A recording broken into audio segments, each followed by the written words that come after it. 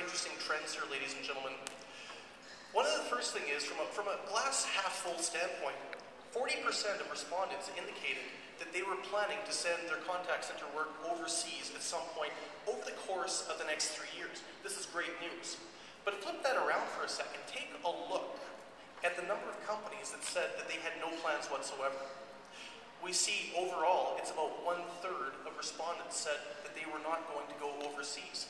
And especially worrying for Latin America, for this audience, should be the fact that that was almost 4 out of 10 respondents in North America. A key market, a key customer market in terms of companies going offshore into this particular region. So keep this in mind going forward, that the challenge is going to be taking those companies that have no plans, or even those that are unsure, that 10 or 11% that's unsure, and trying to change them around, change the mindset to the fact that offshore can reap substantial benefits for them.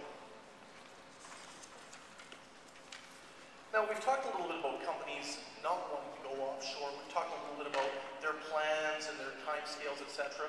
But I want to get a little more positive now. I want to take a glass half full perspective and sort of raise the mood of the audience, because I'm worried that I might have depressed the last 7 or 8 minutes. And that's certainly not my intention. Rather, it's to set the stage for the opportunities that are out there. And I want to ask the question, why would you want to offshore your contact center services, be it in North America, Europe, Australia, New Zealand? Well, there's a number, I think, of very compelling reasons. Well, first of all, I think we're going to see, going into the recovery, onshore cost escalations. And you think about it from the labor standpoint. As we're going into recovery, the unemployment rate's going to come down. And individuals who've been hired in Western markets, from the retail sector, from travel, from hospitality, who've been working in contact centers, are very likely to migrate back to the area where they've had training and experience. There's also commercial real estate, and while we know that it's not moving right now, and I'm very conscious that I've got 2 commercial real estate specialists sitting right in front of me, so I hope I don't speak out of turn here. Over the course of the recovery, commercial real estate costs are going to escalate as well, so it's going to get more expensive from a property standpoint.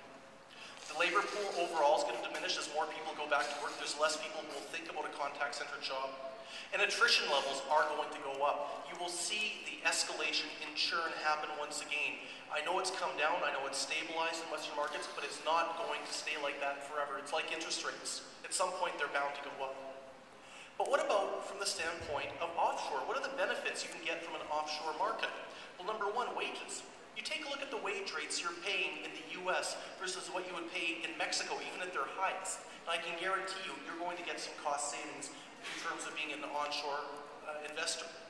Stable inflation. Interestingly enough, we took a look at some inflation projections from the IMF not long ago for some key offshore markets versus existing onshore ones. And what we found was there was actually going to be more inflation stability within the emerging offshore locations than there would be onshore.